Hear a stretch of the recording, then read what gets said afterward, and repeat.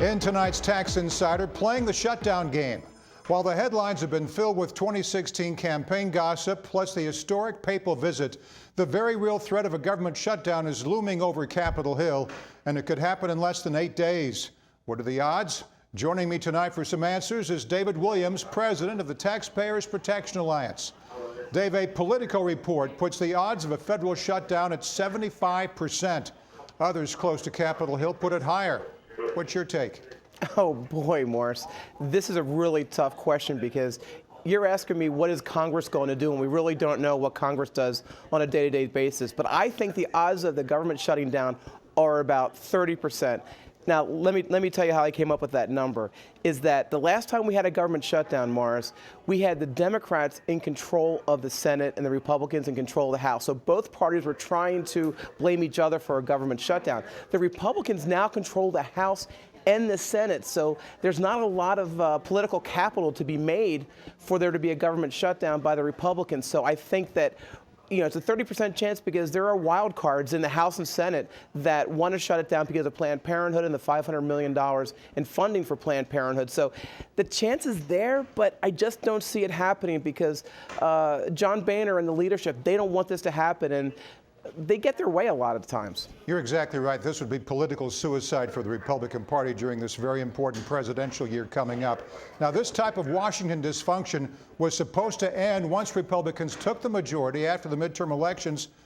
Aside from this shutdown, why can't Congress still get it together? Now, Morris, did you really believe that? did you really believe that government dysfunction was going away?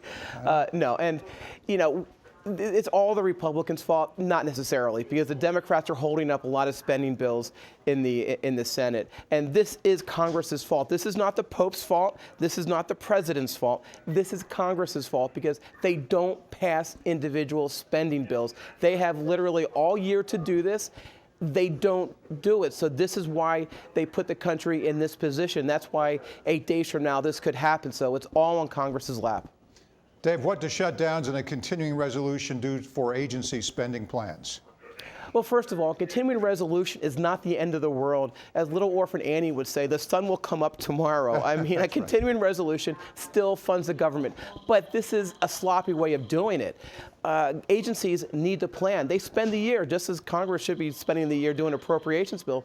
Actually, agency officials spend the year formulating their budgets and coming up with what they want to spend on different programs and projects. So this really is wasting their time if you just do a continuing resolution. But for taxpayers, it actually could save money because we don't see the increases that a lot of members of Congress want. So, cynically, since I represent taxpayers, it's not the worst thing in the world if we have a continuing resolution, but they get paid a lot of money, so they should be passing spending bills anyway. All right, let's switch gears to the presidential race. You wrote an article calling for Republican candidates to cut Pentagon spending, but many of them want to build up the military, and that means more money.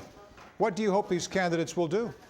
So at the last debate, a lot of people talked about foreign policy. What they didn't talk about was the price tag for that foreign policy, because there comes a price tag when you want to bomb a country or you want to increase the size of the Pentagon. So they didn't talk about that. They didn't talk about the F-35, the $400 billion F-35. The plane that ate the Pentagon. The plane that ate the Pentagon, the earmarks, $13 billion in earmarks in the Pentagon last year. So they didn't talk about that. Now, Carly Fiorina, she did mention DOD reform, but there was no talk about what she meant by that. So there were a lot of missed opportunities. Is there any presidential candidate, Democrat or Republican, Dave, that stands out to you as being fiscally responsible? I'm going to highlight one person. That's John Kasich. He was a former member of the House, and he worked with both sides, the left and the right, when he was here in the 90s. He had the Penny Kasich plan that talked about cutting 1 penny out of every dollar the government spent, and this would have balanced the budget and really gotten rid of the debt. And he also went after corporate welfare. So he has reached across the aisle to really look at what happens in Washington, D.C. He was on the budget committee, so he knows how this happens. So he has talked about this. He's been here. He's done it. So as far as fiscally responsible, a lot of the candidates obviously are talking a good game. But I really look to John Kasich as someone who's fought these battles in a way that a lot of these people haven't. And I mean that from a bipartisan basis. He just never gets the chance during these wacky presidential debates. It's all about style and very little substance. Exactly. Dave Williams, president of the Taxpayers Protection Alliance. See you next time, Dave. Thanks. Thank you.